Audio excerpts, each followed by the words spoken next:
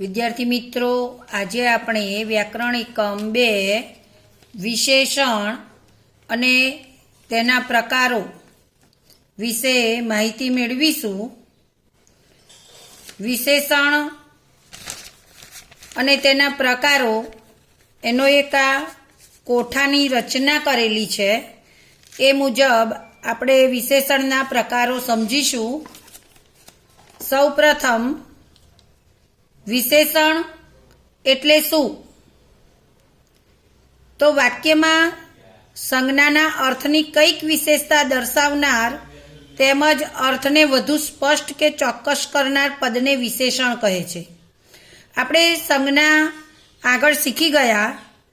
એ સંજ્ઞાના અર્થની વિશેષતા જે દર્શાવે અને એ અર્થને વધુ સ્પષ્ટ કરે કે ચોક્કસ કરે એ પદને વિશેષણ કહે છે. હવે વિશેષણના પ્રકારો.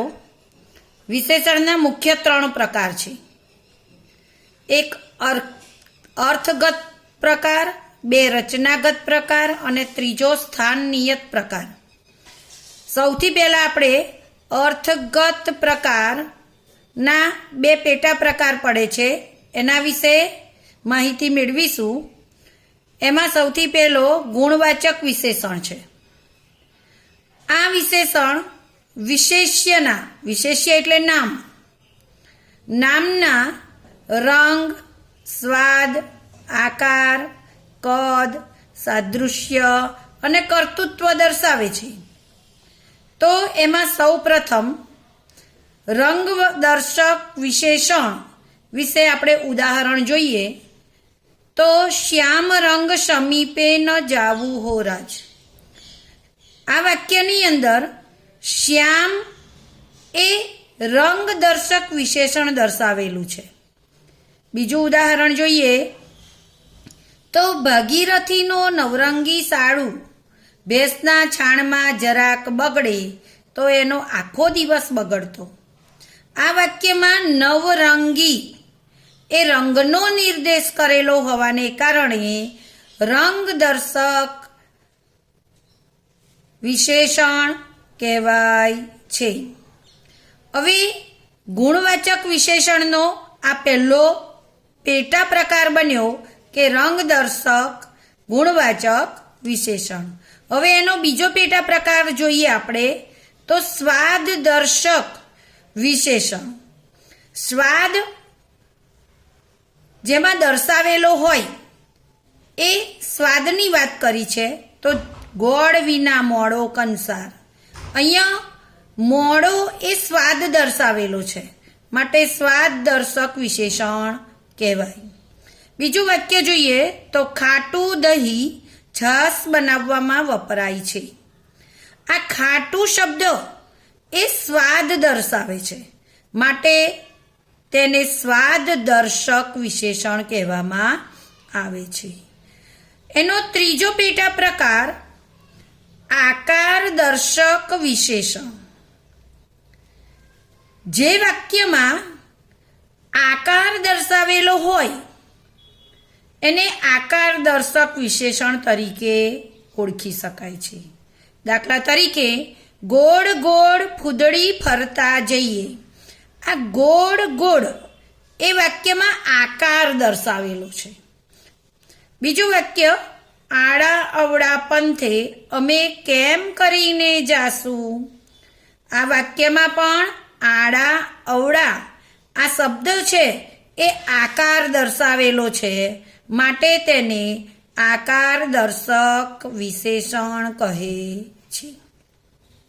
આગળ જોઈએ તો તેનો પેટા પ્રકાર કદદર્શક ગુણવાચક વિશેષણ.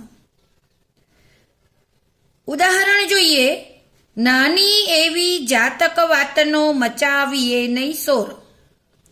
આ વાક્યમાં નાની શબ્દ એક કદ દર્શાવેલું છે માટે તેને કદદર્શક ગુણવાચક વિશેષણ કહે છે. બીજું વાક્ય લઈએ આવડું મોટું ઘર.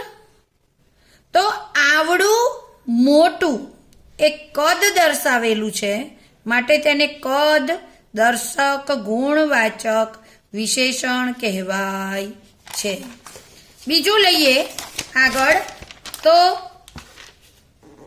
સાદૃશ દર્શક ગુણવાચક વિશેષણ. આ પેટા પ્રકારમાં જેવું અન્ન તેવો ઓડકાર, જેવું તેવો સાદૃશ દર્શાવેલું છે માટે જેવું તેવું કાપડ મને શું ગમે. સાદૃશ્ય દર્શાવેલું છે, જે છે એ તે માટે તેને સાદૃશ્ય, સત્ય જે છે તે જ એને સાદૃશ્ય દર્શક ગુણવાચક વિશેષણ કહે છે. આ ગુણવાચક વિશેષણનો આગલો પેટા પ્રકાર આપણે જોઈએ તો કર્તૃત્વ દર્શક ગુણવાચક વિશેષણ. બોલકો છોકરો સૌને ગમે. અહીંયા કર્તૃત્વ એનો મતલબ કે જે ક્રિયા કરી રહ્યું છે તે, તો છોકરાની ક્રિયા છે અહીંયા આગળ બોલવાની. બોલકો છોકરો સૌને ગમે. બીજું વાક્ય સાંભળનાર છે જ કોણ અહીં. અહીંયા ક્રિયા કરનાર, ક્રિયા સાંભળનાર, જે ક્રિયા દર્શાવી છે સાંભળનાર, કર્તૃત્વ દર્શાવ્યું છે એમાં, માટે તેને કર્તૃત્વ દર્શક ગુણવાચક વિશેષણ કહે છે. હવે આ ઉપરના બધા પેટા પ્રકાર આપણે જોયા તો એ ઉપર દર્શાવેલા વિશેષણો વિશેષ્યનો મતલબ કે નામ, સંજ્ઞા, એના ગુણનો નિર્દેશ કર્યો છે. આ વિશેષણો સંજ્ઞા કે નામનો ગુણ દર્શાવી તેના અર્થમાં વધારો કરે છે. ગુણનો નિર્દેશ કરે કે અર્થમાં વિશેષતા લાવે તેવા પદોને ગુણવાચક વિશેષણ કહે છે. તો આપણે આ ગુણવાચક વિશેષણ એટલે શું એના પેટા પ્રકારો દ્વારા આપણે સમજી શક્યા. હવે વિશેષણનો બીજો પ્રકાર એમાં એ જોઈએ તો સંખ્યાવાચક વિશેષણ. સંખ્યાવાચક વિશેષણ એમાં સંખ્યા દર્શાવે.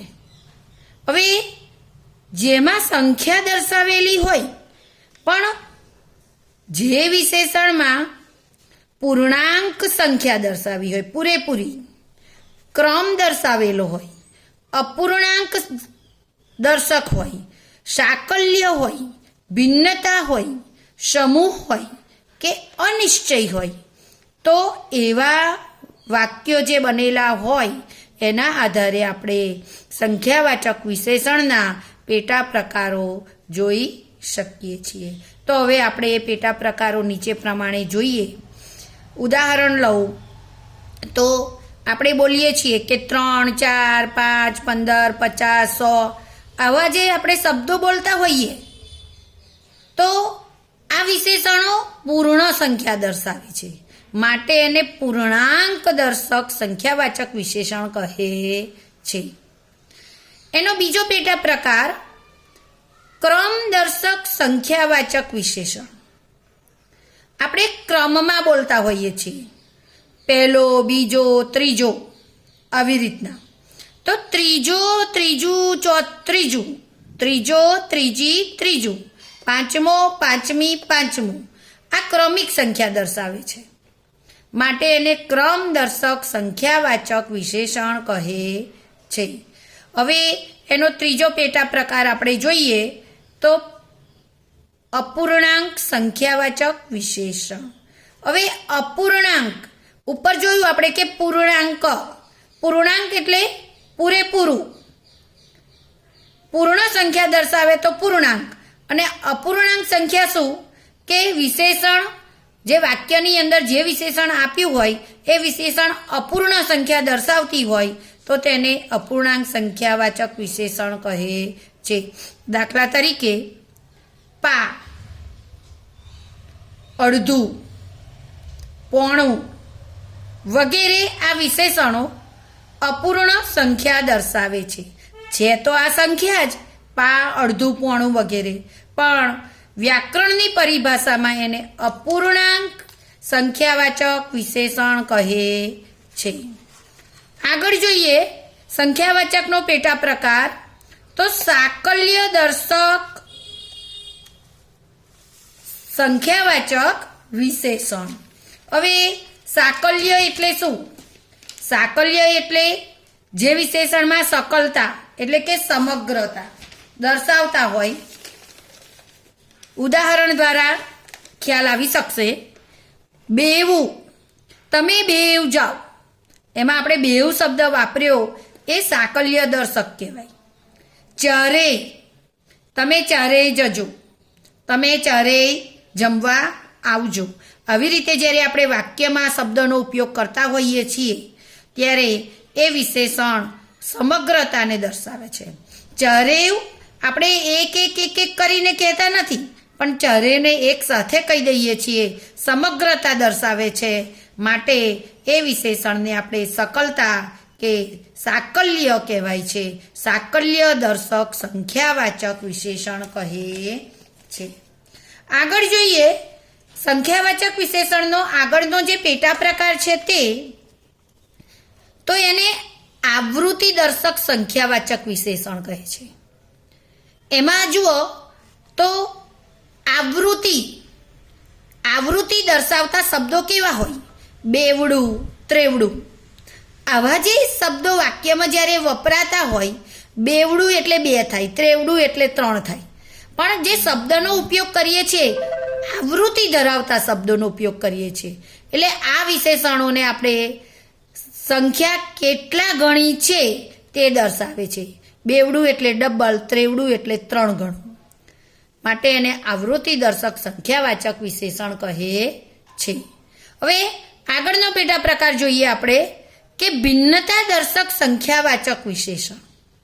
ભિન્નતા એને સમજાવવા માટે આપણે જોઈએ કે જે વિશેષણ સંખ્યાનું જુદાપણું કે ટુકડીનો અર્થ દર્શાવે ત્યારે તેને ભિન્નતા દર્શક સંખ્યાવાચક વિશેષણ કહે છે. જુદાપણું, દરેક આ શબ્દ, પ્રત્યેક, 4 4, 6 6 ની લાઈન થઈ જાઓ, આપણે એવું કહેતા હોઈએ. 4 4 ની ટુકડી કરો તો એ શું બતાવ્યું? જુદાપણું બતાવ્યું, ટુકડી બતાવી.